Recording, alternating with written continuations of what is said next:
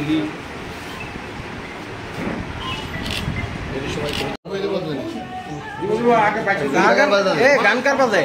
মানে একটু আমি দুইটা ছবি তুলতে দেখে একটু তো 29 তারিখ আমরা একটা বাংলাদেশি সুমন, যার বাড়ি নারায়ণগঞ্জ বাংলাদেশ, তাকে আমরা লঙ্কামোড়া থেকে অ্যারেস্ট করেছিলাম এবং তার বিরুদ্ধে একটা আমরা স্পেসিফিক মামলা নিয়েছি, যার নম্বর 103/2024 under section 61 clause 2 249B 143 clause 3 of BNS 14 clause A clause C foreigner act and 3 of passport অ্যাক্টে আমরা একটা মামলা নিয়েছি এবং সুমনকে আমরা আদালতে প্রেরণ করে পুলিশ রিমান্ডে এনে জিজ্ঞাসাবাদে আমরা আরও কিছু নাম পেয়েছি, রফিক শেখ এবং আজিম উদ্দিন, তারা দুজনকে গতকালকে আমরা সিটি সেন্টার এলাকা থেকে অ্যারেস্ট করি।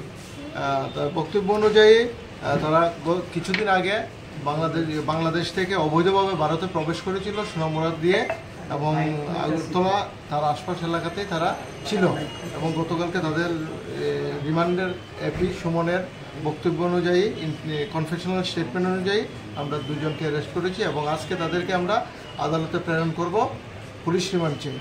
কয়টার সময় তাদেরকে গতকাল 3টার দিকে তাদেরকে আমরা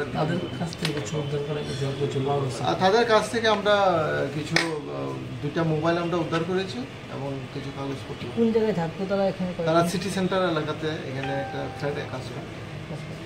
মানে তারা কিভাবে আইছে কিছু কি কইছে? মানে তারা কিছুদিন আগে, অনেক দিন হয়ে গেছে, সোনামুড়া বর্ডার দিয়ে ছেড়ে তারা আগরতলাতে প্রবেশ করেছিল এবং তার সঙ্গে সুমনও ছিল।